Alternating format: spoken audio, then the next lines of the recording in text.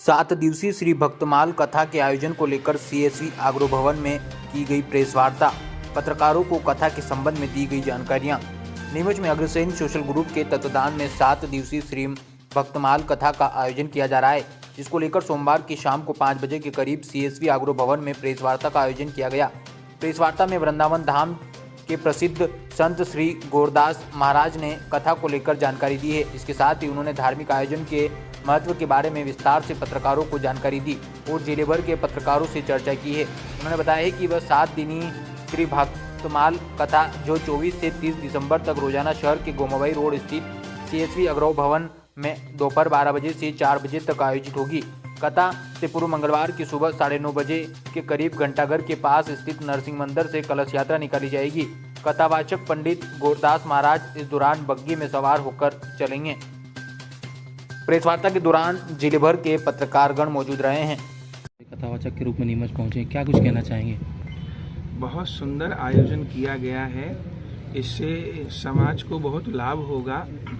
भक्त महापुरुषों के चरित्रों का तो ज्ञान होगा, भगवान की भक्ति का प्रचार तो होगा ही। हमने कहा इससे अपने भारत के सत्य इतिहास की जानकारी होगी। अभी क्या है कि इतिहास को भी बदल करके और दूषित करके प्रस्तुत किया जाता है, लेकिन हमारे भारत का जो सत्य इतिहास, हमारे पूर्वजों ने जिस समय मुगलों का शासन था और हिंदू के ऊपर इतना अत्याचार हो रहा था, ऐसे समय में हमारे महापुरुषों ने कितना कष्ट सह करके धर्म की रक्षा की और सबको धर्म का पथ दिखाया। तो अपने भारत के सत्य इतिहास का भी ज्ञान होता है और अपने को बल मिलता है कि हमारे पूर्वजों ने कितना कष्ट सह करके धर्म का रास्ता नहीं छोड़ा, तो हमको भी उस धर्म के मार्ग पर चलना है। तो इससे बहुत परिवर्तन समाज में आता है, एक नई ऊर्जा आती है।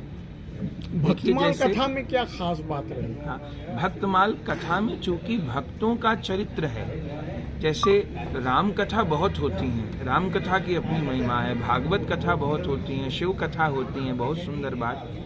लेकिन भक्तमाल जी का उतना प्रचलन नहीं है। भक्तमाल जी में चूंकि भक्तों के चरित्र ही हैं। अच्छा, भक्त हम लोगों को भगवान की अपेक्षा ज़्यादा निकट पड़ते हैं। कुछ भक्त तो ऐसे हैं जो पहले आपके और हमारे जैसे ही सामान्य परिवारों से थे, लेकिन साधना करके इतना ऊंचा उठ गए कि भगवान को उन्होंने प्रत्यक्ष देखा, अनुभव किया और दूसरों को अनुभव कराया।